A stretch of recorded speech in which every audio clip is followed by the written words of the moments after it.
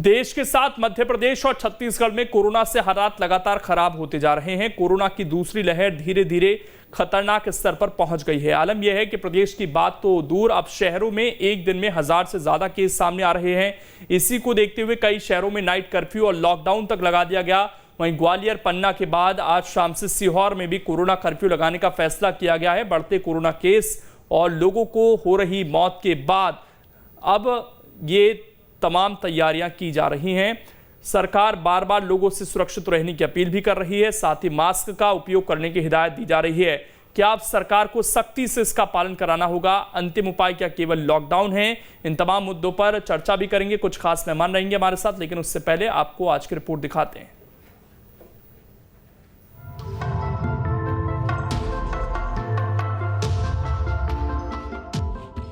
देश भर में कोरोना के मामले काफी तेजी से बढ़ रहे हैं। देश के अलग अलग हिस्सों से लगातार कोरोना के बढ़ते मामले सामने आ रहे हैं। यही कारण है कि देश भर में तमाम जगहों पर कई तरह की पाबंदियां लगाई जा रही हैं। इस बीच मध्य प्रदेश में बुधवार को भी कोरोना वायरस संक्रमण के सर्वाधिक 9,802 नए मामले सामने आए और इसके साथ ही प्रदेश में इस वायरस से अब तक संक्रमित पाए गए लोगों की कुल संख्या 3,63,352 तक पहुंच गई। वहीं मध्य प्रदेश में बुधवार को मिले कोरोना केस पर नजर डाली जाए तो बुधवार को मिले 9,802 नए केस, 51 मौत। अब तक 3,63,352 लोग संक्रमित। अब तक 3,09,489 मरीज स्वस्थ। एक्टिव मरीजों का आंकड़ा 50,000 के करीब। इंदौर में 1,693 नए केस, 6 की मौत। भोपाल में 1,497 नए मरीज, 4 मौत। ग्वालियर में 700 नए केस, 6 लोगों की मौत। जबलपुर में 602 नए मामले, 5 मौत। ऐसा ही कुछ हाल पड़ोसी राज्य में भी है। वहां भी कोरोना बेकाबू हो चुका है। इतना ही नहीं, बीते बुधवार को यहां कोरोना ने एक दिन में 120 लोगों की जान ले ली। वहीं 14,250 नए केस सामने आए। कुल मिलाकर अब छत्तीसगढ़ में कोरोना आउट ऑफ कंट्रोल हो चला है। प्रदेश में बढ़ते कोरोना पर सर्वदलीय बैठक की जा रही है, जिसमें छत्तीसगढ़ के सभी राजनीतिक दलों से सीएम भूपेश बघेल और राज्यपाल अनुसुईया उइके चर्चा कर रही हैं। एक नजर यदि आंकड़ों पर डाली जाए तो बुधवार को 4,250 नए केस मिले। रायपुर में 4,000 से ज्यादा नए केस। कोरबा जिले में मिले 738 कोरोना संक्रमित। जांजगीर चांपा में मिले 428 नए केस। जांजगीर चांपा में अब तक 23,528 पॉजिटिव। धमतरी में 344 केस, 7 मरीजों की मौत। कवर्धा में मिले कोरोना के 264 नए मामले। कांकेर में कोरोना के मिले 177 मरीज। कांकेर में अब तक 9,987 लोग संक्रमित। गौरेला पेंड्रा मरवाही में मिले 121 कोरोना संक्रमित। दंतेवाड़ा में 67 कोरोना के नए केस मिले। देश में कोरोना महामारी विकराल रूप ले चुकी है। बीते समय में 2,739 नए मरीज मिले हैं, जिसमें 93,518 ठीक हुए और 1,038 की मौत हो गई। यही नहीं, ये संख्या आगे 15 लाख के पार हो सकती है, क्योंकि इसमें बीते 2 दिन से 1 लाख से ज्यादा की बढ़ोतरी हो रही है। देश में पिछले 24 घंटे में 2 लाख से ज्यादा केस। 24 घंटे के दौरान 2,739 नए केस सामने आए। पहली बार एक दिन में 2 लाख से ज्यादा केस। पिछले 24 घंटे में कोरोना से 1,038 मौत। 93,528 लोगों ने दी कोरोना को मात। देश और प्रदेश में बढ़ते कोरोना संकट के बीच लोग फिर भी मानने को तैयार नहीं हैं। मध्य प्रदेश में पहले ही कई जिलों में नाइट कर्फ्यू और लॉकडाउन लगाया गया है। अब इसमें ग्वालियर और पन्ना का नाम भी शामिल हो गया है। वहीं सीहोर में आज शाम से लॉकडाउन लगाने का फैसला किया गया, जो कि 21 अप्रैल तक रहेगा। शाम को 15 तारीख की शाम को 10 बजे से 21 तारीख को 6 बजे तक सीहोर जिले के नगरीय क्षेत्रों में कोरोना कर्फ्यू लगाया जाएगा, जिसके ऑर्डर अभी मध्य प्रदेश और छत्तीसगढ़ में कोरोना के लगातार बढ़ रहे आंकड़ों की वजह से अब स्थिति कंट्रोल से बाहर हो चुकी है। वहीं सरकार लोगों से लगातार कोरोना गाइडलाइन के नियमों का पालन करने और मास्क लगाने की अपील कर रही है। अब प्रदेश की जनता को चाहिए कि वो भी आगे आए और अपने परिवार और लोगों की सुरक्षा के लिए नियमों का पालन करें। आप रहेंगे सावधान, तभी मिलेगा जीवन दान। Team news state. तो ये आपने पूरी रिपोर्ट देखी और हमारे साथ इस वक्त डॉक्टर विवेक परिहार जुड़ गए हैं, हेल्थ एक्सपर्ट हैं। उनसे बातचीत करेंगे तमाम मुद्दों को लेकर। इसके अलावा अलग अलग जगहों पर हमारे सहयोगी भी मौजूद हैं, उनसे भी तमाम अपडेट्स लेंगे। रायपुर से हमारे साथ आदित्य जुड़ेंगे, इसके अलावा दीप्ति हमारे साथ भोपाल से जुड़ी हुई हैं और ग्वालियर से हमारे साथ विनोद जुड़े हुए हैं, उनसे भी हम अपडेट लेंगे। लेकिन सबसे पहले डॉक्टर साहब, ये जो वर्तमान स्थिति है, ये लोग पैनिक बहुत ज़्यादा कर रहे हैं, लोगों में डर का माहौल अब दिखाई दे रहा है। इस स्थिति में क्या माना जाए कि अब भारत में कम्युनिटी स्प्रेड हो चुका है पूरी तरीके से कोरोना का, और क्या इससे काबू किया भी जा सकता है? क्योंकि ये कहा जाता है कि एक बार कम्युनिटी में पहुंच गया तो फिर तो उसको कंट्रोल नहीं किया जा सकता।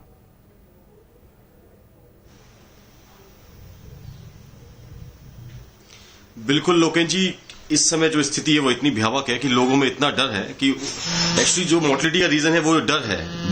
लोग इतने डरे हुए हैं, अपना बीएमआर बढ़ा लेते हैं, उनकी इम्यूनिटी जो है उस कारण से कम हो रही है, और लोगों में डेथ का रीजन जो है वो है।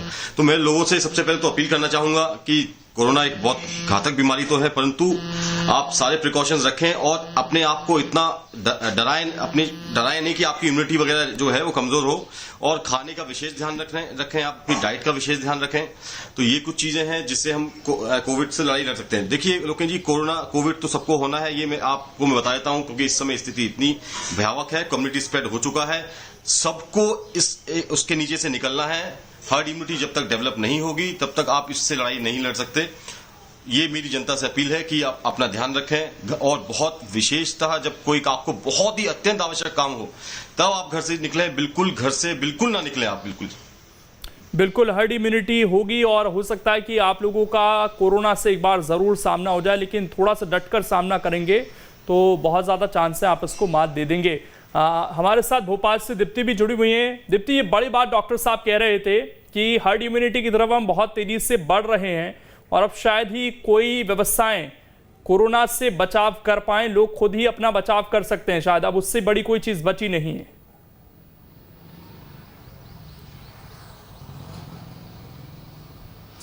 लोकेंद्र, ये बात पिछले कोविड के समय भी कही जा रही थी, जब कोविड नया नया आया था, कि अब हिंदुस्तान में तो हर्ड इम्यूनिटी की ओर बात आ गई है और हिंदुस्तान जैसे देशों में ये और पहले होनी चाहिए। लेकिन उसके बाद भी कहीं ना कहीं ये जो सेकेंड वेव है, इसमें इस चीज़ की काफ़ी कमी देखने को मिल रही है। कई जगह तो ये स्थितियाँ हैं कि लोग वैक्सीनेशन कराने के बाद भी बीमार पड़ रहे हैं, बल्कि वैक्सीन लगवाने के बाद उनके अंदर का डर इतना बढ़ जाता है कि हमने अब वैक्सीन लगवा ली, हमको कोई साइड इफ़ेक्ट ना हो, तो उसमें कई बार वो अपना जो है इम्यूनिटी को कम कर लेते हैं। और इसके अलावा सबसे बड़ी बात जो लगातार ये कही जा रही है कि ये बात तो बिल्कुल सच है कि ऑक्सीजन की भी कमी है, इंजेक्शन की भी कमी है, बेड की भी कमी है, इलाज प्रॉपर नहीं मिल पा रहा। दूसरी बड़ी बात कि कहीं ना कहीं जो पेशेंट है उनको मजबूत रहने की ज़रूरत है।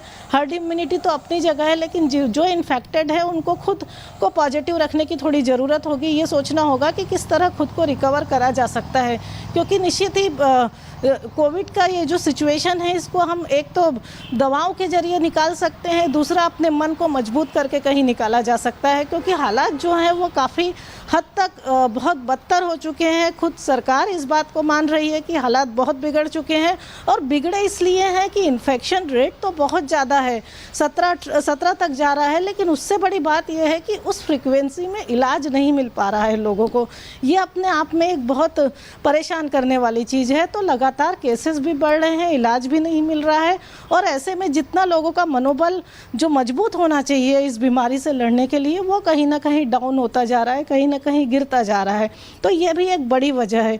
तो कोशिशें सभी तरफ से लगातार हो रही है। और दूसरी जो सबसे बड़ी चीज़ है, कोविड गाइडलाइन तो अपनी जगह है, पर हकीकत यह है कि लगातार थोड़े थोड़े पार्शियल लॉकडाउन इसीलिए करे जा रहे हैं कि अब इन्फेक्शन का रेट अगर नहीं रुक पा रहा है तो लॉकडाउन के जरिए रोकने की कोशिश की जा रही है। ऐसे में कम से कम पब्लिक को ये जरूर करना चाहिए कि बिना कारण घर से बाहर ही ना निकलें। बिल्कुल, हमारे साथ आदित्य भी जुड़े हुए हैं। आदित्य, छत्तीसगढ़ की स्थिति भी लगातार अब तस्वीरें भेजते हैं, डराने वाली है। नया अस्पताल बना, वहां की तस्वीरें भी आपने दिखाई कि किस तरीके से 20-22 लोगों की जान वहां भी जा चुकी है। अब क्या इंतजाम आगे हो सकते हैं, और क्या इस वेव को सरकार रोकने की स्थिति में है इस वक्त सरकार के नुमाइंदे? क्योंकि ऐसा लग रहा है कि व्यवस्थाएं तो अब पूरी नहीं पड़ पाएंगी जिस तेजी से कोरोना फैल रहा है।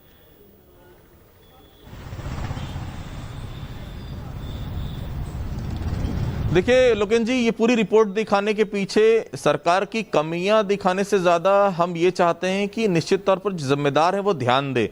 मुख्यमंत्री जब इतनी गंभीरता बरत रहे हैं, लगातार 14 से 15 घंटे लगातार सबसे बात कर रहे हैं, सभी मंत्रियों से, विधायकों से, डॉक्टरों से, तो अधिकारियों को भी गंभीरता बरतनी चाहिए। देखिए, मैं इस वक्त अंबेडकर अस्पताल में हूं, जो छत्तीसगढ़ का सबसे बड़ा सरकारी अस्पताल है। ये अंबेडकर अस्पताल है, आप देख सकते हैं यहाँ पर। और अंबेडकर अस्पताल का ये भारतीय रेड क्रॉस मेडिकल स्टोर्स है, ये देख सकते हैं आप। ये मेडिकल स्टोर में अंबेडकर अस्पताल में जो सभी कोविड-19 के मरीज भर्ती हुए हैं वो प्लस माना कोविड अस्पताल में जो मरीज भर्ती हैं, दोनों सरकारी अस्पताल है, उन दोनों जगह जो मरीजों के लिए रेमडेसिविर का इंजेक्शन जो दिया जाता है वो यहीं से दिया जाता है। अब इस दुकान में आप देख लीजिए क्या नजर आ रहा है आपको, ताला। ये दुकान में सुबह से ताला लगा हुआ है। अब जिम्मेदार इस बात का जवाब दे दें कम से कम इन सभी को कि आखिर ये इसमें ताला लगाने की जरूरत क्यों पड़ी। दूसरी महत्वपूर्ण चीज देखिए, साफ लिखा हुआ है यहां पर, इंजेक्शन रेमडेसिविर के लिए लाइन शाम 5 बजे के बाद लगाएं। जब सरकार ये कह रही है कि रेमडेसिविर जो है वो सरकारी अस्पतालों में भेजे जा रहे हैं, तो फिर मिल क्यों नहीं रहे हैं? आखिर वो इंजेक्शन गायब कहां हो जा रहे हैं? ये परिजन हैं जो सुबह से देखिए लाइन लगाए खड़े हैं, सुबह 7 बजे से खड़े हो जाते हैं इसलिए कि कहीं ना कहीं चालू हो जाए और कहीं ना कहीं यहां पर लोगों को इंजेक्शन मिल पाए, क्योंकि जो गंभीर रूप से भर्ती मरीज है उनको तत्काल इंजेक्शन की जरूरत पड़ती है, 5 डोज की जरूरत पड़ती है। और ऐसे में खड़े हैं, कोई जवाब भी देने के लिए तैयार नहीं है, जमीन में बैठे हुए हैं कि शायद एक इंजेक्शन तो मिल जाए। ये जनता है छत्तीसगढ़ की जो एक्सपेक्ट कर रही है अपने अधिकारियों से, अपने नेताओं से कि उन्हें सार्थक जवाब तो मिले। जवाब तक नहीं मिल पा रहा है कि आखिर यहां पर ताला क्यों लगा हुआ है और रेमडेसिविर यहां पर क्यों नहीं है। कितने बजे से आप यहां पर आए? 6 बजे से हम बैठा है इधर। कोई बताया नहीं, बताने वाला कोई नहीं है, क्या बताएगा सर? कल भी लाइन में था, आज भी लाइन में पड़ा हो। क्या बता रहे हैं दादा? सर कोई रिपोर्टिंग नहीं है यहाँ पे सर। और यहाँ पूछने जाओ तो कोई बताता नहीं है। कल शाम को 6 बजे पुलिस बुलवा ली थी इन्होंने कि अपनी सिक्योरिटी के लिए, और अपना ताला लगाए चले गए, पुलिस वालों को खड़ा कर दिया यहाँ पे 4। क्यों नहीं मिल पा रहा इंजेक्शन? कुछ बता रहे हैं? क्या बता रहे हैं? कुछ नहीं बता रहे, कोई जानकारी ही नहीं दे रहे हैं सर। कल हम लोग को सुबह से खड़े हुए थे, रात में 8 बजे, सुबह 11 बजे आएगा बोले, 11 बजे तक इंतजार किए। उसके बाद बोले कि 4 बजे आएगा, फिर 5 बजे का बोर्ड लगा दिए, वो कल से लगा हुआ था। उसके बाद 8 बजे तक इंतजार किया, 8 बजे ताला लगा के अपना चले गए। ताला बिल्कुल ये चौंकाने वाली तस्वीरें हैं कि व्यवस्थाएं नहीं है अस्पतालों में, इंजेक्शन नहीं मिल पा रहे हैं जो जरूरी है। हमारे साथ विनोद भी जुड़े हुए हैं। विनोद, ग्वालियर के क्या हालात हैं इस वक्त?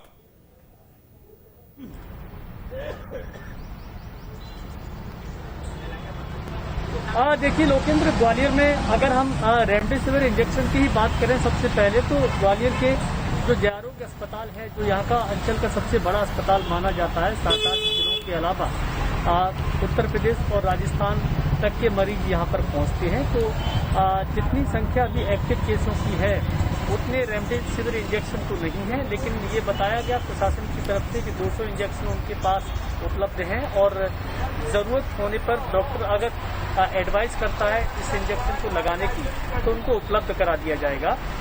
यानी प्रशासन के इंतजाम यहाँ पर देखने को मिल रहे हैं। और ऑक्सीजन की जहाँ तक बात है तो ऑक्सीजन भी अभी ग्वालियर में तो पर्याप्त है कम से कम, क्योंकि ग्वालियर में इंदौर और भोपाल की तरह भी स्थिति या यूँ कहें कि छत्तीसगढ़ में रायपुर की तरह खराब नहीं है।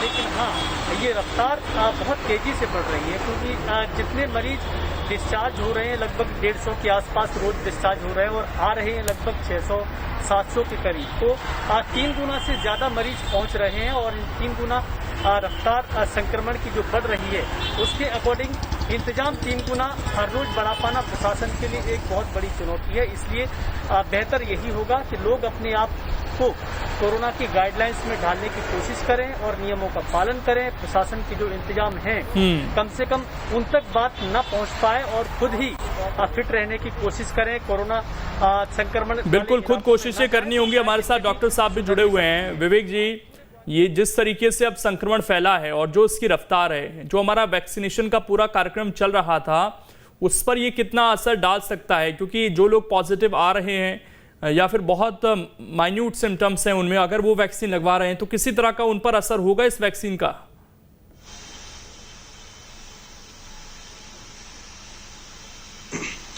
देखिए लोकेश जी, पहले तो मैं आपको बताना चाहूंगा, वैक्सीन जो है वो तुरंत असर नहीं करती है। वैक्सीन फर्स्ट डोज और देन उसके बाद 1 महीने बाद उसका जो दूसरा डोज है, टोटल मिला के 60 से 70 दिन लगते हैं शरीर में एंटीबॉडीज बनने के। इस दौरान आपको बहुत ही सावधानी जो है मरीजों को रखनी चाहिए या लोगों को रखनी चाहिए, क्योंकि आपको कोविड जो है वो हो सकता है। और वैक्सीन लगने के बाद भी, अगर सेकेंड डोज लगने के बाद भी अगर आपने सावधानी नहीं रखी तो ये बड़ी जानलेवा हो सकता है। अभी ऐसे कुछ 2-3 दिन में ऐसे ही केस जो हैं हॉस्पिटल्स में नजर आ रहे हैं, जिनको सेकंड डोज लग चुका है, उसके बाद भी जो है 80% लंग्स जो है उनके डैमेज हो गए हैं।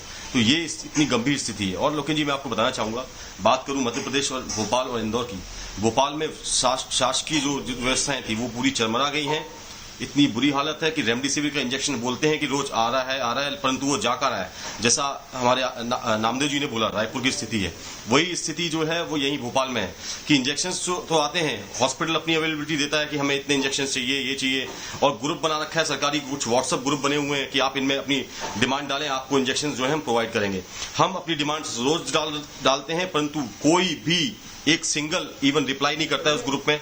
इररिस्पॉन्सिबल हो गया है पूरा प्रशासन जो है, किसी की चिंता नहीं है। मरीज अपना ध्यान खुद रखें, मैं सबसे हाथ जोड़ के निवेदन करता हूं, घर से बिल्कुल ना निकलें। अब आप अपना ध्यान खुद रख सकते हैं, शासन प्रशासन ने आपको छोड़ दिया है। बिल्कुल ये बहुत चिंताजनक स्थिति है दीप्ति। जिस तरीके से डॉक्टर साहब कह रहे हैं कि तमाम दावे बेशक हैं, लेकिन प्रशासन ने शायद हाथ खड़े कर दिए हैं, बेफिक्री दिखाई दे रही है।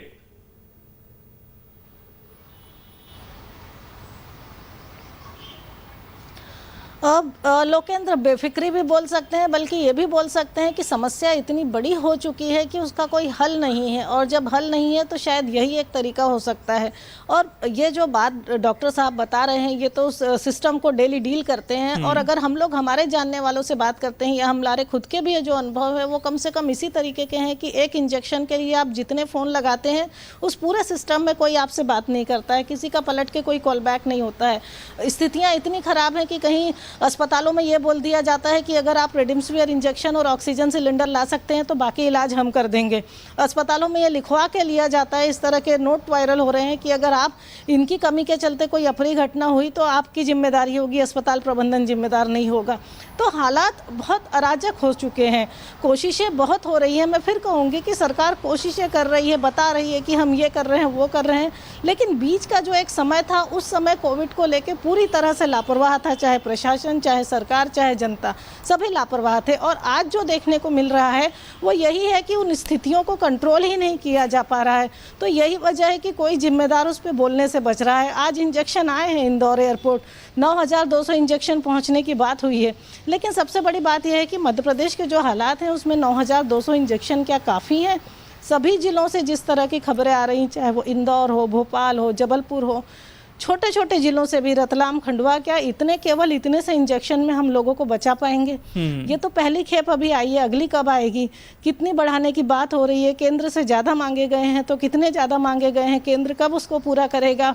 ऑक्सीजन के लिए बोला जा रहा है कि केरल से लाई जाएगी, उसके लिए रेल मंत्री से बात की जा रही है। तो लेकिन ये सब कब होगा, ये सबसे बड़ा सवाल है, क्योंकि आज की तारीख में लोगों को ऑक्सीजन की भी ज़रूरत है और आज की तारीख में लोगों को इंजेक्शन की भी ज़रूरत है। और जिस तरीके का इस इन्फेक्शन है कोविड वायरस का या कोरोना वायरस का, वो सभी जानते हैं कि कितना क्रिटिकल है। घंटों घंटों में जो है स्थितियां बिगड़ने लगती हैं। तो ऐसे में सभी के लिए इंजेक्शन की पूरी सप्लाई होना, डिमांड जितनी सप्लाई होना, और सभी के लिए ऑक्सीजन की डिमांड जितनी सप्लाई होना, ये अपने आप में बिल्कुल। मैं आदित्य आपके पास आ रहा हूँ। आदित्य, सरकारी अस्पतालों की तस्वीर लगातार आप दिखा रहे हैं, लेकिन कुछ लोग ऐसे हैं जो प्राइवेट अस्पतालों की तरफ भी जाते हैं, वहां भी आप गए हों तो वहां से क्या रिपोर्ट है फिलहाल? क्या इतनी अराजक स्थिति है? क्योंकि कुछ लोग लूट खसोट भी करने लगते हैं, लाखों के बिल देने लगते हैं मरीजों को। सरकार ने हालांकि रेट तय किए हैं पर डे के, क्या उस हिसाब से चीज़ों का पालन हो रहा है या प्राइवेट अस्पतालों में भी चीज़ें बिल्कुल बेकार हो चुकी हैं इस वक्त?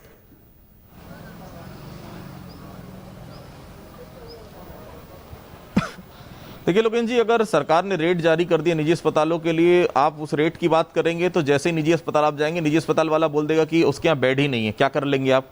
आपकी मजबूरी है कि वो जो बोल रहा है आपको मानना पड़ेगा। आपकी मजबूरी है, अगर वो 10,000 रुपए पर डे चार्ज कर रहा है तो आपको देना पड़ेगा।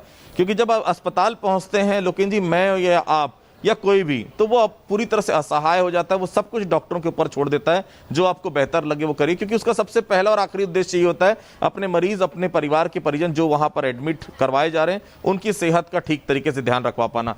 ये इंजेक्शन के लिए जो वेटिंग लगी है, देख सकते हैं गर्भवती महिला सुबह 7 बजे से अभी आई थी वो बातचीत करने के लिए, मैं करूंगा उनसे बात।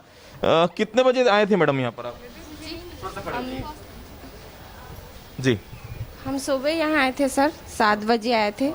हमारे हस्बैंड है, वो एडमिट है, उनका सांस बहुत मुश्किल से आता है, लेकिन हम उनको छोड़ के यहाँ बैठे रहते हैं। अभी उनको हमारी ज़रूरत है, लेकिन क्या करें सर, इंजेक्शन की वजह से हम यहाँ बैठे रहते हैं। अगर हम छोड़ के हस्बैंड के पास जाते हैं तो बोलते हैं कि आप छोड़ के क्यों गए, आपको नहीं मिलेगा इंजेक्शन। अगर आ जाता है तो हम इसीलिए पूरा दिन यहाँ बैठे रहते और अपने हस्बैंड के पास रह नहीं पाते सर। और हमारा उनके सिवा इस दुनिया में कोई नहीं है, ना हमारा घर भी नहीं है सर। अगर उनको कुछ हुआ तो हम कहाँ जाएंगे बताओ? हम किराए घर में रहते हैं, हमको तो मकान मालिक ऐसे ही खाली करवा देंगे सर। तो क्या करें? कल भी हम सुबह से 8 बजे रात तक के थे, लेकिन वो ताला मारे मेडिकल वाले भाग गए, बोले कि नहीं मालूम हमको कुछ इंजेक्शन के बारे में। क्या करें सर? हाँ, हमारी डिलीवरी का भी टाइम आ गया सर, और हमारा कोई है भी नहीं। बताइए, ये लोग तो कुछ बताते नहीं है सर, बस ताला मारे हैं, भाग गए। कब आएगा, क्या आएगा, कुछ नहीं। वाले क्या बोलते हैं, वहां पर इंजेक्शन आएगा कि आप जब लेके आएंगी तभी उसमें इलाज कर पाएंगे? जी, ये इंजेक्शन से बहुत फायदा हो रहा है सर। मुश्किल से हमको 2 इंजेक्शन मिला है, उससे बहुत फायदा हो रहा है। लेकिन कल इंजेक्शन नहीं मिला था सर, तो तबीयत बिगड़ जाता है। इंजेक्शन नहीं, आज भी नहीं मिला है सर इंजेक्शन। देखिए, ये ग्राउंड रिपोर्ट है जो आप देख सकते हैं, और ये अमूमन देखिए सभी की समस्या है, क्योंकि देखिए यहाँ पर वही आदमी इलाज के लिए आ पा रहा है देखिए जिसके पास पैसे नहीं हैं। सरकारी अस्पताल वही इंसान आता है जो कहीं ना कहीं निजी अस्पतालों का बिल भुगतान नहीं कर पाता। उनके लिए अगर यहाँ पर व्यवस्था नहीं होगी तो किसके लिए है? सरकार ने साफ कह दिया है कि सरकारी अस्पतालों में इंजेक्शन भेज दिए गए। ये सब परिजन है, इनके परिजन जो है वो एडमिट है, जब इनको नहीं मिला इंजेक्शन। बहुत अंतर नजर आ रहा है।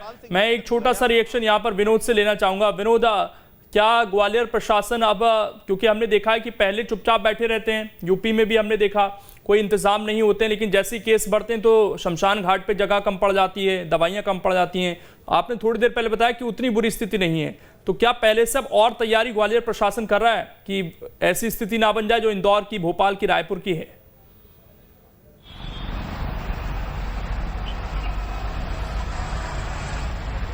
देखिए, ग्वालियर जिला प्रशासन ने अभी अपने एडवांस में इंतजाम तो किए हुए हैं, क्योंकि केवल सरकारी अस्पतालों के बेडों तक की बात सीमित नहीं है, निजी नर्सिंग होमों को भी टेक ओवर कर लिया है और ज़्यादातर अस्पतालों में खुद ही इलाज हो सके इस तरह के इंतजाम प्रशासन करवा भी रहा है। कुल मिला के देखने वाली बात यह है कि जहाँ तक रेमडेसिविर इंजेक्शन की बात है या ऑक्सीजन की बात है या दवाइयों की बात है, तो दवाइयाँ तो पहले भी कम नहीं पड़ी थी, लेकिन इंजेक्शन जरूर क्रिटिकल केसों में लगाया जाता है। बिल्कुल, यहाँ पर लोगों को बहुत सावधान रहने की जरूरत है। जरा सी लापरवाही बहुत महंगी पड़ सकती है। जो जिस तरह की व्यवस्थाएं हैं, डराना मकसद नहीं है, आपको जागरूक करना मकसद है, तो आप जागरूक रहिए, लापरवाही मत कीजिए अपनी जान के साथ। शुक्रिया आप सभी का जुड़ने के लिए और तमाम तरह की ग्राउंड रिपोर्ट सिखाने के लिए। डॉक्टर साहब, आपका भी बहुत बहुत शुक्रिया।